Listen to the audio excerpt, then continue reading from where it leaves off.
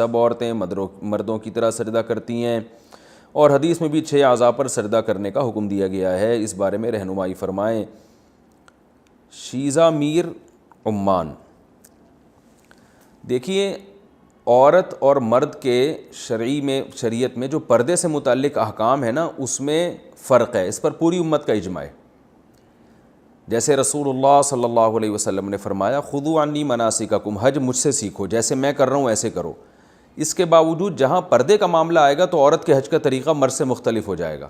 جیسے عورت آہستہ آواز سے لبیک کہے گی، عورت صفا و مروہ کی صحیح پہ دوڑے گی نہیں، حالانکہ کوئی بھی حدیث نہیں ہے جس میں عورت کو دوڑنے سے منع کیا گیا ہو،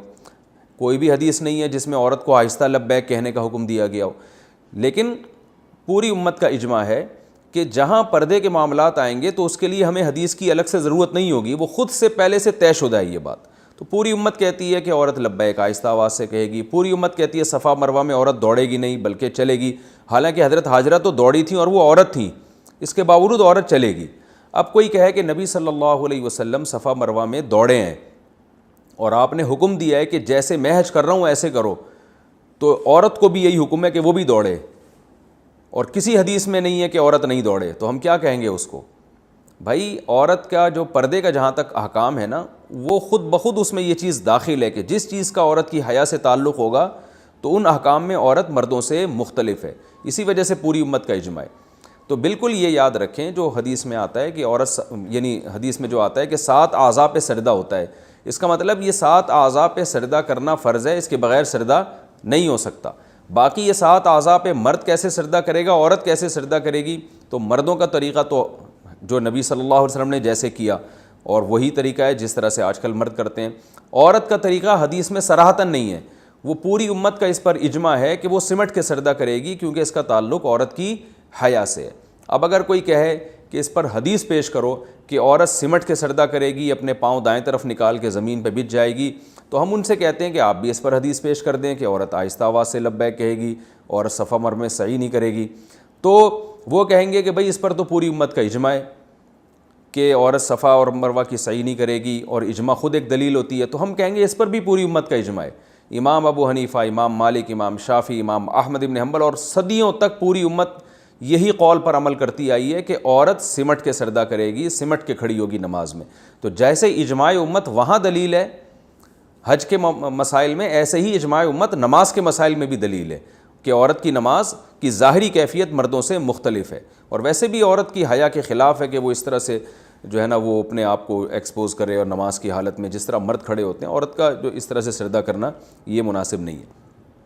رہا مسئلہ کہ عمان میں عورتیں اس طرح کرتی ہیں، تو یاد رکھیں ایک آج کا عمان ہے، ایک 100 سال پہلے کا عمان ہے۔ آپ یہاں علماء سے پوچھیں گے، وہ بتائیں گے کہ پہلے جب زیادہ تر یہ سلفیت کا غلبہ نہیں تھا تو اس وقت عرب عورتیں بھی اسی طرح سجدہ کیا کرتی تھیں جیسے ہندوستان پاکستان میں عورتیں سمٹ کے سجدہ کر رہی ہیں، کیونکہ سعودی عرب میں فقہ حنبلی نافذ ہے۔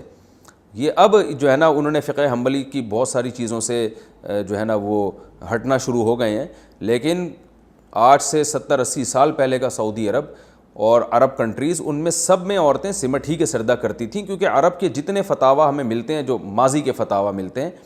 وہ سب میں یہی لکھا ہوا ہے، عرب علماء کے بھی، سعودی عرب کے بھی، عمان میں بھی، ہر جگہ وہ سب میں یہی لکھا ہوا ہے کہ عورت کی نماز کی ظاہری کیفیت مردوں سے مختلف ہے۔ تو صدیوں اس پر اجماع چلا آ رہا ہے، لیکن بعد میں بعض علماء نے اس کے خلاف فتویٰ دینا شروع کیا اور کہا کہ بھئی وہ عورت جو ہے وہ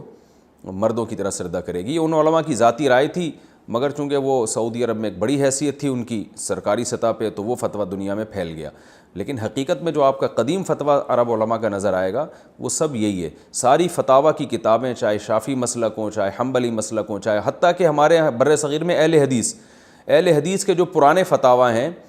وہ ان میں بھی یہی لکھا ہوا ہے کہ عورت سمٹ کے نماز پڑھے گی۔ تو اس میں بھی اہل حدیث کے علماء نے بھی بعد میں اپنے قدیم علماء سے، جو 150 سال پہلے کے علماء تھے، ان سے اختلاف کیا ہے، اور وہ اختلاف کی میں نے وجہ بتائی کہ سعودی عرب کے جو شیخ بن باز رحمہ اللہ اور صالح العثیمین رحمہ اللہ بڑے عالم تھے، تو انہوں نے پوری امت سے چند مسائل میں جو ہے وہ شذوذ کیا ہے۔ شذوذ کا مطلب ہوتا ہے پوری امت سے خروج کیا ہے۔ تو چونکہ ان کی ایک سرکاری حیثیت تھی اور ویسے ہی بڑے پرہیزگار عالم تھے، تو اس لیے ان کا فتویٰ دنیا میں کافی زیادہ پھیل گیا۔ تو وہیں سے ہمارے اہل حدیث علماء نے بھی اسی کو فالو کیا۔ لیکن اہل حدیث کے جو پرانے علماء ہیں، 150-200 سال پرانے ملیں گے آپ کو، اور جتنے عرب علماء پرانے وہ سب اسی کے قائل تھے۔ تو یہ بالکل ایسے ہے جیسے آج کوئی اٹھ کے فتویٰ دے دے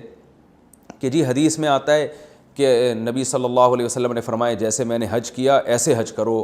اور میرے عمرہ جیسے میں نے کیا ایسے کرو، تو نبی نے تو صفا مروہ میں دوڑ لگائی ہے، تو اب سب عورتوں کو فتویٰ دے دے کہ آپ نے بھی دوڑ لگانی ہے، تو علماء اس کو کس بیس پہ روکیں گے؟ اس عمل کو اسی بیس پہ روکیں گے بھائی یہ تو پوری امت ہمیشہ سے ایسے ہی کرتی آ رہی ہے، لیکن وہ علماء وقتی طور پر روکیں گے، اس کے بعد جب وہ فتویٰ معاشرے میں رائج ہو جائے گا تو پھر وہ لوگ سمجھیں گے یہ ہے اصل شریعت کا حکم کہ عورتوں نے بھی دوڑ لگانی ہے۔ تو بالکل یہی حال نماز کے ساتھ بھی ہوا ہے کہ نماز میں صدیوں سے مسلمان عورتیں سب سمٹ ہی کے نماز پڑھتی آئی ہیں، آج کتابیں سب کتابوں میں یہی لکھا ہوا ہے، جتنے عربی فتاویٰ مل دیں گے آپ کو، اردو ہوں یا عربی ہوں یا فارسی ہوں، جو بھی قدیم مسلمانوں کی زبانیں رہی ہیں، عربی تو ظاہر ہے سب سے قدیم ہے، فارسی اس کے بعد ہے، اردو پھر وہ اس کے بعد ہے، تو سب کے فتاویٰ میں یہی کچھ لکھا ہوا ہے۔ تو اس لیے یہ بالکل میں شرح صدر کے ساتھ کہہ رہا ہوں کہ یہ ایک بعد میں ایک رائے کا اختلاف ہوا ہے، لیکن اصل حکم عورت کے لیے یہی ہے۔ امام بخاری رحمہ اللہ تعالیٰ نے ایک روایت پیش کی ہے کہ جس میں ایک تابعیہ سے وہ نقل کرتے ہیں کہ وہ جو تھیں مردوں کی طرح نماز پڑھا کرتی تھیں، تو اس سے صاف پتہ چلتا ہے کہ اس زمانے کی ساری عورتیں عورتوں کی طرح نماز پڑھتی تھیں۔ ایک خاتون امام بخاری کو ام دردہ ملی ہیں جو فقیہہ تھیں اور وہ ایک مردوں کی طرح یعنی سجدہ کیا کرتی تھیں، تو اس سے خود بخاری کی روایت سے پتہ چلتا ہے کہ اس زمانے میں اسلاف کے دور میں بھی ساری عورتیں عورتوں ہی کی طرح پڑھتی تھیں، ورنہ امام بخاری کہتے ہیں کہ اس میں تو سب عورتیں مردوں کی طرح پڑھ رہی ہیں، تو لیکن ایک ملی ہیں امام بخاری کو، تو خود یہ اس بات کی دلیل ہے۔ اور امت کے جو بڑے بڑے مجتہدین ہیں، فقہاء ہیں، جنہوں نے قرآن و حدیث کو ہم سے زیادہ سمجھا ہے، ان میں امام ابو حنیفہ، امام مالک، امام شافعی، احمد بن حنبل، ان سب کی فتاویٰ کی کتابوں میں یہی لکھا ہے کہ امام احمد بن حنبل سے بڑا کون حدیث کا عالم ہوگا، آپ خود بتائیں۔ وہ تو صراحتاً کہتے ہیں کہ عورت کو چاہیے کہ وہ سمٹ کے نماز پڑھے، صراحتاً ان سے اس بارے میں جو ہے فقہ حنبلی کی کتابوں میں صحیح سند کے ساتھ ان سے منقول ہے، یہی امام شافعی سے بھی منقول ہے۔ تو اس لیے عمان میں کیا ہو رہا ہے، سعودی عرب میں کیا ہو رہا ہے، اس کو نہ دیکھیں، یہ دیکھیں کہ اصل اسلام میں ہوتا کیا تھا۔ باقی یہ مسئلہ اتنی اہم نوعیت کا نہیں ہے کہ اس میں ایک دوسرے پہ طنز کریں، تو آپ بس اس پہ اپنی بات پہ قائم رہیں جس کو آپ قرآن و سنت سمجھتے ہیں۔ باقی کوئی خاتون اگر اس طرح سے پڑھ رہی ہے تو پڑھنے دیں، بحث مباحثہ پھڈے بازی نہ کریں، کسی کو